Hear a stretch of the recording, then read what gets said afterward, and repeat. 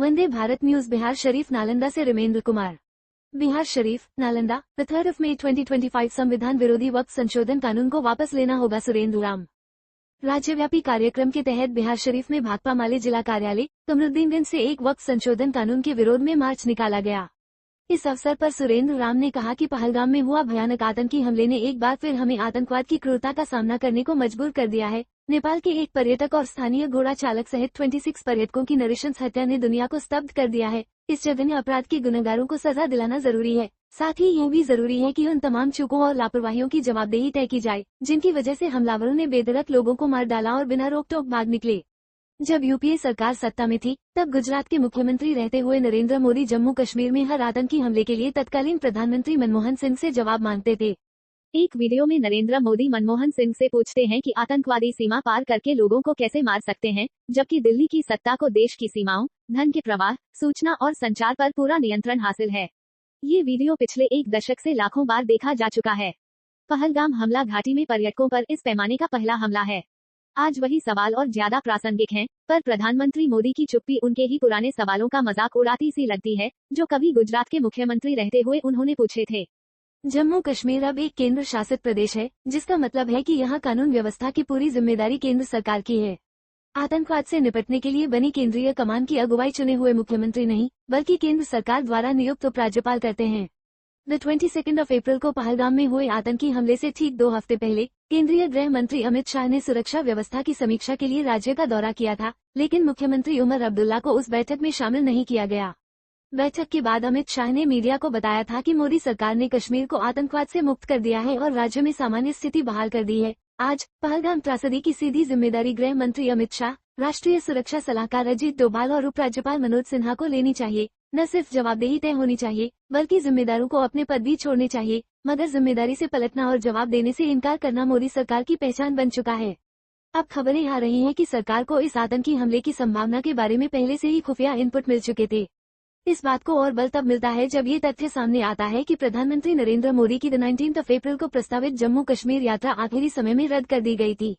रिपोर्टों के मुताबिक हमला करने वाले आतंकी कई दिनों से इलाके में मौजूद थे और उन्होंने पूरी तैयारी के साथ अपनी योजना को अंजाम दिया। सबसे हैरान करने वाली बात यह है कि एक ऐसे राज्य में जहां सुरक्षा बलों की भारी तैनाती रहती है, वहां लगभग 2000 पर्यटकों को बिल्कुल असुरक्षित हालत में छोड़ दिया गया। न पुलिस की मौजूदगी थी, न सेना की। यह एक अक्षम्य चूक है। पीड़ित परिवारों, सुरक्षा विशेषज्ञों और कश्मीर पर नजर रखने वालों ने इस गंभीर खुफिया और सुरक्षा नाकामी की ओर साफ इशारा किया है, लेकिन सरकार और मुख्यधारा मीडिया इस पर जानबूझकर चुप्पी साधे हुए हैं। इंसाफ मंच नालंदा के संयोजक सरफराज अहमद खान, अधिवक्ता ने कहा कि वक्फ संशोधन कानून 2025 संविधान विरोधी है। यह मुस्लिम समुदाय के मामले में जबरदस्ती दखलंदाजी है। इसे हर हालत में वापस लेना होगा। कार्यक्रम में शामिल थे इंडियन नेशनल लीग के उपाध्यक्ष वरिष्ठ अधिवक्ता इकबाल जफर साहब, सामाजिक राजनीतिक कार्यकर्ता जाहिद अंसारी समेत इंसाफ मंच के उपाध्यक्ष नसीरुद्दीन, माले नेता पाल बिहारी लाल, अरुण यादव, सुनील कुमार, मकसूदन शर्मा, माले नेता अधिवक्ता अनिल पटेल, प्रमोद यादव, एपा जिलाध्यक्ष गिरिजा देवी, रेणु देवी, सुल्ताना प्रवीण, यास्मीन प्रवीण, निरंजन भारती, शिवशंकर प्रसाद, अनिल पटेल, रामलारी दास, रामप्रीत केवट, फैसल इस्मानी, मो 0 फसीह, मो 0 फैजात, मो 0 जहूर, मो 0 कमालुद्दीन, कॉमरेड प्रमोद, वीरेश, बाढ़, राजेश, शत्रुघ्न आदि सैकड़ों लोग मौजूद थे। सभी नेताओं ने अपने संबोधन में एक स्वर में कहा कि संविधान विरोधी वक्फ संशोधन कानून को वापसी तक ये संघर्ष तेज किया जाएगा। माले नेता Anil Patel, the 3rd of May 2025। धरना प्रदर्शन किया जा रहा है। ये मार्च 2 मुद्दे पर था। एक तो पहलगाम में जो आतंकी हमला हुआ, मारे गए, उनके को श्रद्धांजलि देने के लिए, श्रद्धांजलि के साथ साथ हम लोग ये जो वक्फ कानून बना है, वक्फ कानून के खिलाफ ये पूरे देश, पूरे बिहार राज्य में एक राज्यव्यापी एक कार्यक्रम के तहत ये मार्च किया गया। हम ये जो वक्फ एक्ट है, वक्फ एक्ट बिल्कुल ही संविधान विरोधी है और ये मुस्लिम समुदाय को जो संविधान में जो प्रदत्त अधिकार है, ये मार्च हम लोगों ने आज किया है, विरोध मार्च।